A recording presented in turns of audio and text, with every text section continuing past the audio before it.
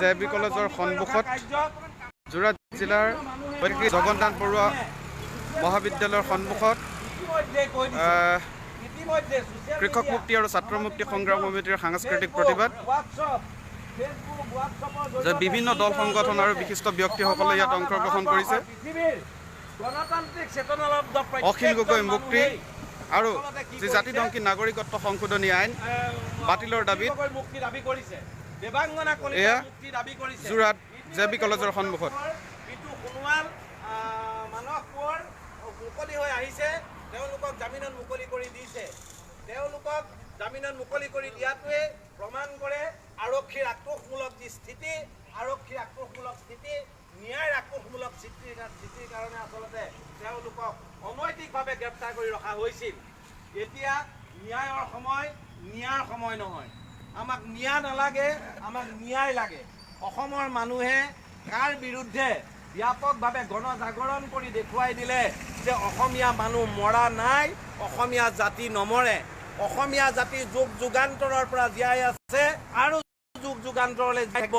ইয়াত এখন আইন আনি অসমীয়া জাতিক ধ্বংস কৰিব নোৱাৰে আৰু সেই আইনখন প্ৰত্যাহাৰ কৰিবৰ বাবে ইতিমধ্যে অসমীয়া জাতিয়ে যোৱা ডিচেম্বৰ মাহৰ পৰা যি নিৰলস আন্দোলন কৰি আছে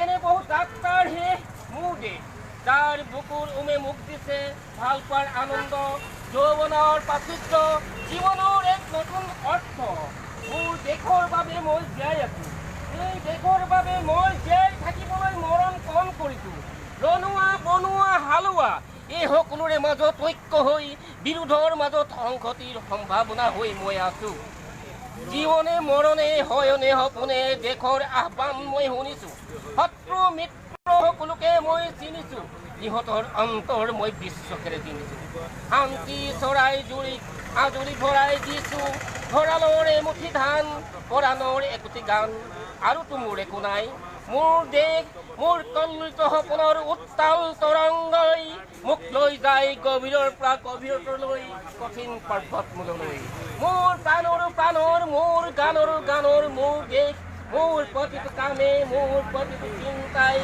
এই দেশৰ বুকুত ৰচে হয় সোণোৱালী ভৱিষ্যতৰ সপোন। আৰু বিভিন্ন ছাত্ৰ সমাজে এয়া জনগণৰ মাজৰ পৰা আৰ্টৰ যোগেদি প্ৰতিবাদ সাব্যস্ত কৰিছে। আৰু এই কথাটো আমি লক্ষ্য কৰিছোঁ যে চৰকাৰে এই কৰোনাৰ ভাইৰাছৰ আক্ৰমণৰ সময়তো তেওঁলোকে প্ৰৱৰ্তন কৰিবৰ বাবে বিভিন্ন ধৰণৰ চক্ৰান্ত কৰিছে। আমাক পুলিচে নিৰ্যাতন কৰিলেও কাৰ নামানো, আমাক জেলত দিলেও কাৰ নামানো, আমাক গুলীয়া মাৰিলেও কাৰ নামানো, আমাক লাগিলে যিয়েই কৰক আমি কাম মানিব নোৱাৰোঁ। যদি কাম মানিবলৈ হয় তেতিয়াহ'লে আমি হ'ম অসমীয়া জাতিৰ অংশ বিচৰা ব্যক্তি। বিজেপিয়ে অসমীয়া জাতি নিৰ্শেষ কৰিব বিচাৰিছে, RSSে অসমীয়া জাতি নিৰ্শেষ কৰিব বিচাৰিছে। এই কথাটো আৰু লুকাই থকা নাই। ইতিমধ্যে স্পষ্ট হৈ পৰিছে যে বিজেপি RSSে অসমত নিজৰ সাম্প্ৰদায়িক ৰাজনীতিক টোপনি পুতিবৰ বাবে অসমখনক ধ্বংস কৰিবৰ বাবে তেওঁলোকে ইতিমধ্যেই নিজৰ বিভিন্ন ধৰণৰ কৌশল আৰম্ভ কৰিছে। ৰাজ্যবাদৰ সংগ্ৰামী বন্ধুসকল, ইতিমধ্যে আপোনালোকে জানে যে এই চৰকাৰখনে আৰু এখন আইন সংশোধনৰ বাবে আগবাঢ়িছে। সেই আইনখনো তাৰ দৰে এখন ভয়ানক আইন। সেই সংশোধনীও তাৰ দৰে এক ভয়ানক সংশোধনী।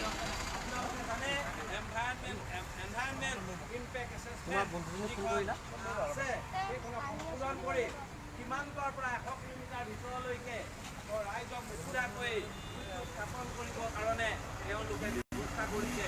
তেওঁলোকে যিকোনো স্থাপন কৰিব পাৰিব, তাৰ কাৰণে কোনো ধৰণৰ গণশুনানিৰ প্ৰয়োজন নাই। মাত্ৰ 20 দিনৰ কাৰণে তেওঁলোকে তাৰ দিব